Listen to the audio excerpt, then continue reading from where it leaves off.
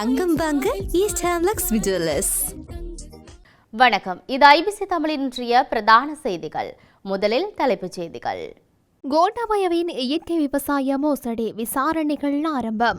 மஹிந்தவுக்கு எதிரான அரசாங்கத்தின் பாரதூரமான செயல் நாமல் சீற்றம்.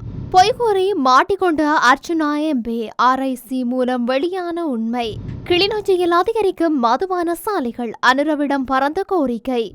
அதிரடியாக கைது செய்யப்பட்ட 17 இந்திய கடத்தொழிலாளர்கள்.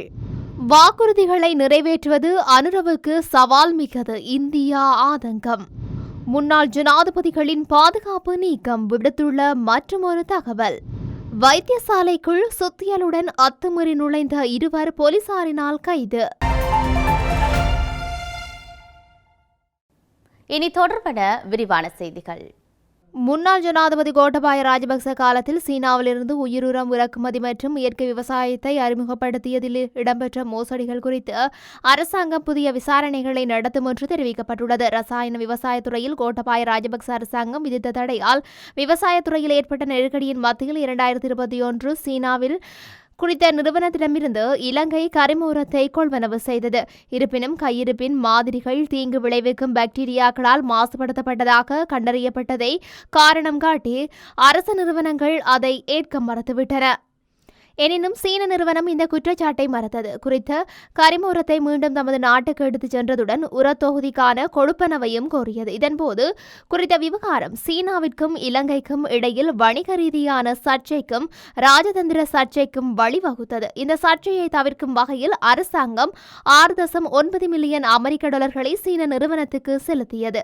இந்த விடயம் தொடர்பில் ஆராய்ந்த கணக்காய்வாளர் நாயகம் தனது அறிக்கையில் இந்த கொடுக்கல் வாங்கலில் விவசாய அமைச்சு, விவசாய ராஜாங்க அமைச்சு, கொழும்பு கமர்ஷியல் ஃபெர்டிலைசர் லிமிடெட் மற்றும் சிலோன் ஃபெர்டிலைசர் லிமிடெட் ஆகிய நிறுவனங்கள் தமது கடமைகளை நிறைவேற்றுவதற்கு தவறியுள்ளதாக தெரிவித்திருந்தார். இதன் தொடர்ச்சியாக குறித்த கொடுக்கல் வாங்கல் குறித்து நிச்சயம் விசாரணை நடத்தப்படும் என்று பிரதி விவசாய மற்றும் கால்நடை அமைச்சர் நாமல் கருணாரட்ன ஊடகம் ஒன்றிடம் தெரிவித்துள்ளார். 2021 தோல்வியடைந்த இயற்கை விவசாய திட்டத்திற்கு அப்போதைய அரசாங்கம் 60 பில்லியன் ரூபாய்களை செலவழித்தது என்றும் அவர் கூறியுள்ளார். அப்போதைய அரசாங்கம் ரசாயன விவசாயத்தை தடை செய்து இயற்கை விவசாயத்தை நாடியதன் காரணமாக பயிர் விளைச்சல் குறைந்தது. இறுதியில் விவசாயிகளிடையே அமைதியின்மையை ஏற்பட்டமை குறிப்பிடத்தக்கது. முன்னாள் ஜனாதிபதி மஹிந்த ராஜபக்சவின் ராணுவ பாதுகாப்பு நீக்கப்பட்டமை பாரதூரமானது எனவும் அரசாங்கமே அதற்கு பொறுப்பேற்க வேண்டும் என்றும் நாடாளுமன்ற உறுப்பினர் ராம ராஜபக்ச சுட்டிக்காட்டியுள்ளார். பாதுகாப்பை நீக்குவதற்கான பரிந்துரைகளை வழங்கிய குழுவிற்கு உண்மையில் தேசிய பாதுகாப்பு பற்றி புரிதல் உள்ளதா என கேள்வி எழுந்துள்ளது எனவும் தெரிவித்துள்ளார். தலதா மாளிகைக்கு இன்று விஜயம் செய்து பூஜை வழிபாடுகளில் ஈடுபட்ட பின்னர் ஊடகங்களுக்கு கருத்து தெரிவிக்கும் போதே அவர் இதனை கூறியுள்ளார். புலனாய்வு அமைப்புகளின் அறிக்கைகளின் அடிப்படையில் அந்த முடிவுகள் எடுக்கப்பட்டிருந்தால் புலனாய்வு அமைப்புகளின் உயர் அதிகாரிகள் மற்றும் பாதுகாப்பு அமைப்புகள் உட்பட தற்போதைய அரசாங்கமே விளைவுகளுக்கு பொறுப்பேற்க வேண்டும். அத்தோடு ராஜபக்சர்கள் எப்போதும் இந்த நாட்டிற்கு இயல்புக்கு ஏற்ப தமது நடவடிக்கைகளை மேற்கொள்ளும் தரப்பினர் என்றார்.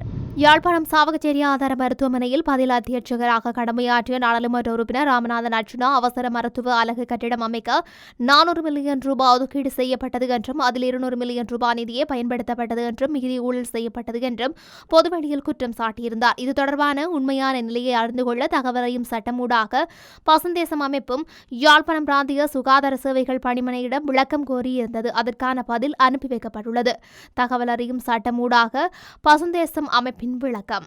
1. சாவகச்சேரி ஆதார மருத்துவமனையில் அவசர மருத்துவ அலகு கட்டிடம் அமைக்க 400 மில்லியன் ரூபாய் ஒதுக்கீடு செய்யப்படவில்லை. சாவகச்சேரி ஆதார மருத்துவமனையில் அவசர மருத்துவ அலகு கட்டிடம் அமைக்க 2வது SHDP என்கின்ற 5 ஆண்டு திட்டத்தில் தான் கட்டுமான வேலைகள் நடைபெற்றது. அதனால் இதற்கு என்று தனி திட்டம் போடப்படவில்லை. இதற்கான கட்டுமான வேலைகள் யாவும் கட்டிடங்கள் திணைக்களம் ஊடாகவே விலை மனுக்கள் கோரப்பட்டு கட்டுமானம் மேற்கொள்ளப்பட்டது. 3வது சாவகச்சேரி ஆதார மருத்துவமனையில் அவசர மருத்துவ அலகு கட்டிடம் அமைக்க கீழ்வரும் முறையில் நிதி ஒதுக்கீடு செய்யப்பட்டது.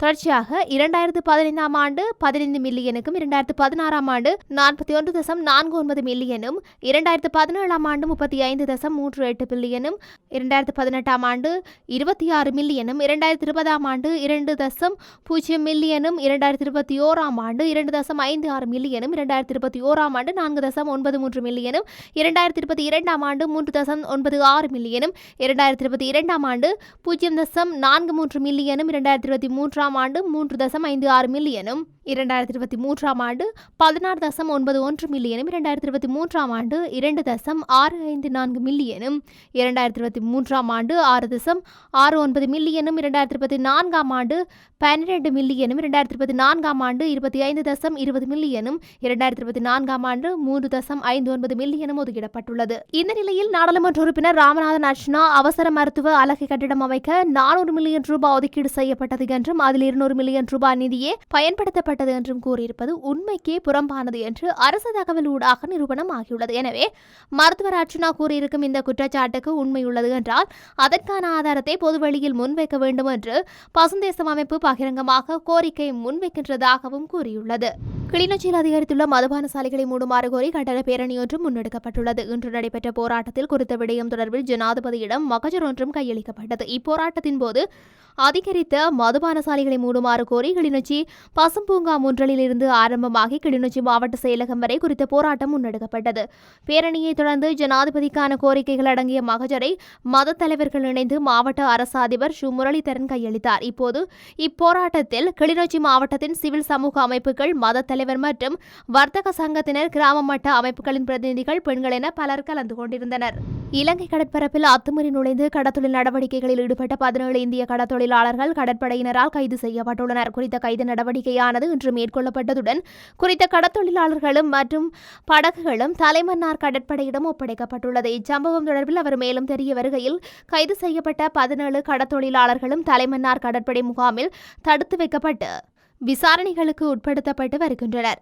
விசாரணைகளின் பின்னர் குறித்த கடத்தொழிலாளர்கள் மன்னார் மாவட்ட கடத்தொழில் திணைக்கள அதிகாரிகளிடம் ஒப்படைக்கப்பட உள்ளனர். இதேவேளை கடத்தொழிலாளர்கள் கைது செய்யப்பட்டதால் தங்கச்சிமடம் கிராமத்தில் இந்த ஆண்டு கிறிஸ்துமஸ் பண்டிகை கருப்பு கிறிஸ்துமஸாக மாறிவிட்டதாக சோகத்துடன் கூறும் கடத்தொழிலாளர்களின் உறவினர்கள் கடத்தொழிலாளர்களை உடனடியாக விடுதலை செய்து தாயகம் அழைத்து வர அரசு நடவடிக்கை எடுக்க வேண்டும் என்று கண்ணீருடன் கோரிக்கை வைத்துள்ளனர். ராமநாதபுரம் மாவட்டம் ராமேஸ்வரம் மீன்பிடி துறைமுகத்திலிருந்து நேற்றைய தினம் திங்கட்கிழமை 400க்கும் மேற்பட்ட விசைப்படகுகளில் 1000க்கும் மேற்பட்ட கடத்தொழிலாளர்கள் மீன்பிடி அனுமதி சீட்டு பெற்று மீன்பிடிக்க கடலுக்கு சென்றனர். கடத்தொழிலாளர்கள் இரவு சுமார் 12:30 மணியளவில் தனுஷ்கோடிக்கும் தலைமன்னாருக்கும் இடையே மீன்பிடித்துக் கொண்டிருக்கும் போது அப்பகுதியில் ரோந்து பணியில் ஈடுபட்டிருந்த இலங்கை கடற்படையினர் எல்லை தாண்டி மீன்பிடித்ததாக தங்கச்சி மடத்தைச் சேர்ந்த பூண்டிராஜ் மற்றும் ஆரோன் ஆகியோருக்கு சொந்தமான 2 விசைப்படகையும் அதிலிருந்து 17 கடத்தொழிலாளர்களையும் இலங்கை கடற்படை கைது செய்து தலைமன்னார் கடற்படை முகாமுக்கு அழைத்துச் சென்றனர்.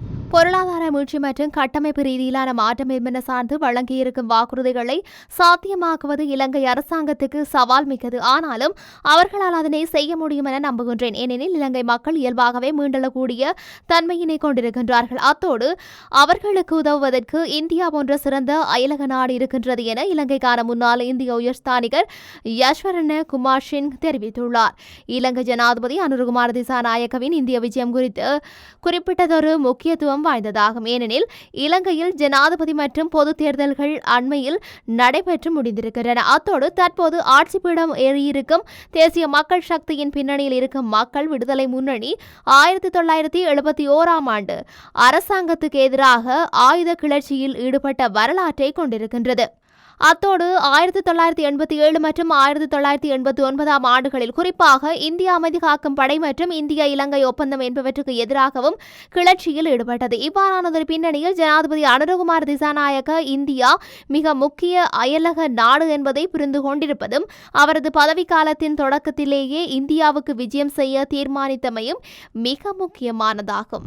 முன்னாள் ஜனாதிபதிகளின் பாதுகாப்பு உறுதிப்படுத்தப்பட்ட பின்னரே பாதுகாப்பு பணியில் ஈடுபட்டிருந்த இராணுவத்தினர் சேவையிலிருந்து மீளழைக்கப்பட்டுள்ளனர். அரசியல் பழிவாங்கலுக்காக முன்னாள் ஜனாதிபதிகளின் பாதுகாப்பு குறைக்கப்பட்டது என்றும் குறிப்பிடுவது அடிப்படையற்றது. முன்னாள் ஜனாதிபதிகளின் பாதுகாப்பு உறுதிப்படுத்தப்பட்டதன் பின்னரே பாதுகாப்பு பணியில் இருந்த இராணுவத்தினர் சேவையில் இருந்து மீளழைக்கப்பட்டுள்ளனர். முன்னாள் ஜனாதிபதிகளின் பாதுகாப்பு பலவீனப்படுத்தப்பட்டுள்ளது என்று அரசியல் குற்றச்சாட்டுகளை முன்வைக்கும் தரப்பினர் முறையான காரணிகளை குறிப்பிட வேண்டும். ஒட்டுமொத்த மக்களின் பாதுகாப்பையும் உறுதிப்படுத்த வேண்டிய பொறுப்பு அரசாங்கத்துக்கு உண்டு. நாடாளுமன்ற உறுப்பினர்களுக்கு வழங்கப்பட்டுள்ள பாதுகாப்பு மற்றும் இதர சலுகைகள் குறித்து எதிர்வரும் மாரமளவில் உறுதியான தீர்மானம் எடுக்கப்படும். முன்னாள் ஜனாதிபதிகளின் பாதுகாப்பு தொடர்பில் எடுக்கப்பட்ட தீர்மானம் 6 மாத காலத்துக்கு ஒரு முறை மீள்பரிசீலனை செய்யப்படும். முன்னாள் ஜனாதிபதிகளின் பாதுகாப்புக்கு போதுமான அளவில் போலீசார் ஈடுபடுத்தப்பட்டுள்ளனர் என்றார். வைத்திய பணிப்பாளரின் உரிய அனுமதியின்றி வைத்தியசாலையில் அத்துமீறி உட்பிரவேசித்த இருவரை கல்முனை தலைமையக போலீசார் கைது செய்துள்ளனர். குறித்த வைத்தியசாலையில் இருவர் அனுமதியின்றி உட்பிரவேசித்ததாக அங்கு பாதுகாப்பு பணிக்கு பொறுப்பான அதிகாரிகளினால் கல்முனை தலைமையக போலீஸ் நிலையத்தில் திங்கட்கிழமை மாலை முறைப்பாடு செய்யப்பட்டிருந்தது.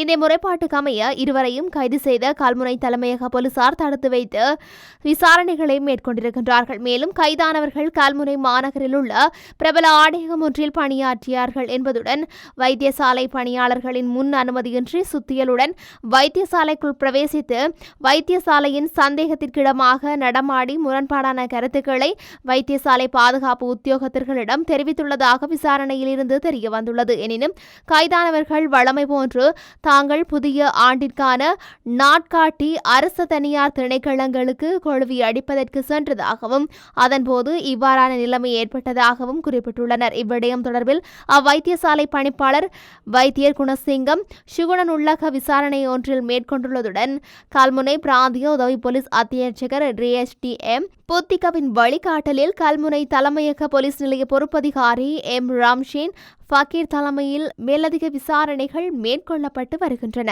இத்துடன் இன்றைய பிரதான செய்திகள் நிறைவடைகின்றன. தொடர்ந்தும் செய்திகளை அறிந்து கொள்ள IBC தமிழ் நியூஸ் என்ற மது யூடியூப் பக்கத்தினூடாக இணைந்திருங்கள். வணக்கம்.